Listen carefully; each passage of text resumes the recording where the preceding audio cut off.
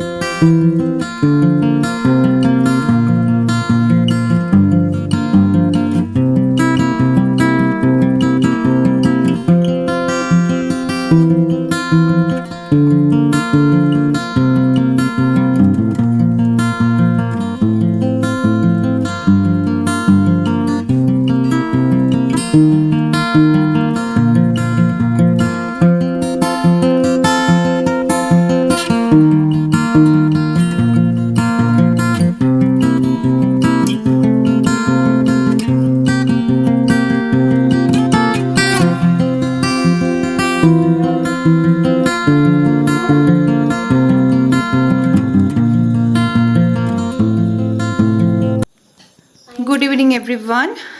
চলে এসেছি এখন আমরা ওপরের ঘরে। মার এই ড্রেসিং টেবিলের এই ইউনিটটা একটু গুছিয়ে দিলাম। সো চলো, কীভাবে কি গুছিয়েছি তোমাদের সাথে একটু শেয়ার করি, তোমরাও দেখে নাও। এই জায়গাটায় মারই সব টুকটাক জিনিসপত্র থাকে, আর বাকি জিনিস তো সব আমার নিচে থাকেই। চলো একবার দেখিয়ে দিই। এই দেখো, প্রথমেই ওপরে দুটো এরকম ছোট্ট ছোট্ট শোপিস থাকে, এগুলো আমারই, তা এই ঘরে রেখে দিয়েছে মা যাতে নষ্ট না হয়। এখানে একটা সুন্দর শোপিস থাকে, আর এই যে একটা ডল ছেলের জন্য কিনেছিলাম, ছেলে ব্যবহার করে না, এটা আমি নিয়ে নিয়েছি। এখানে টুকটাক কিছুই দু একটা ব্যাগ থাকে হাত বলে রাখা, সব তো নিচেই থাকে তাছাড়া। আর এইখানটা দেখো, আর এখানে কিছু জুয়েলারি মার রেখে দিয়েছি সব সময় পরার জন্য। এই দেখো, এখানে এই যে নতুন হারটা সেদিনকে কিনা হলো, ওই হারটা রেখেছি। ঠিক আছে, এই যে কোরিয়ান ব্রেসলেটটা কেনা হলো সেটা রেখে দিয়েছি।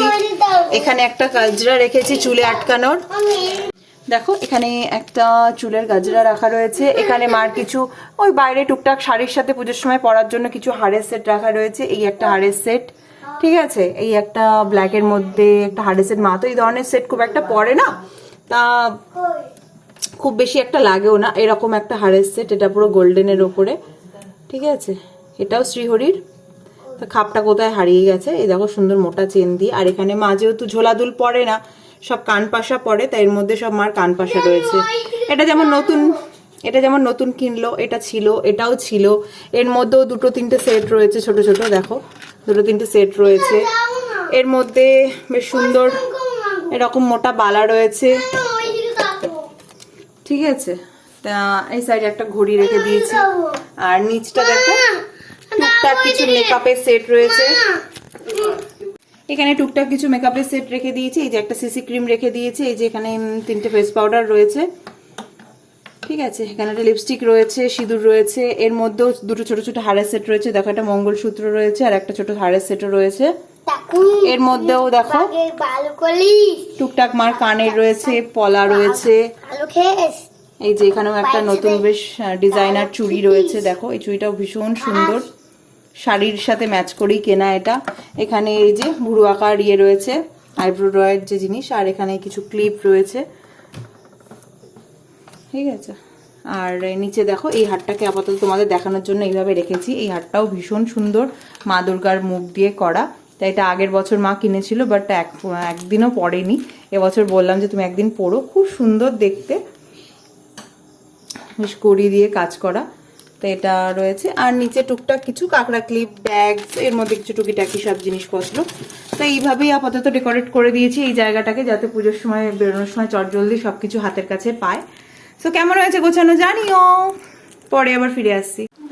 Good morning to everyone. আজকে হচ্ছে নেক্সট মর্নিং, ঘড়িতে বাজে এখন 8:05, ঠিক আছে। আর অনেকটা সকালে উঠেছি আজকে উঠেছি আমি ওই 6:10 উঠে পড়েছি। জেনারেলি এত সকালে খুব একটা ওঠা হয় না, ম্যাক্সিমাম 7:30 8টার পরে হয়তো উঠি, বাট আজকে অনেকটা আর্লি উঠে পড়েছি।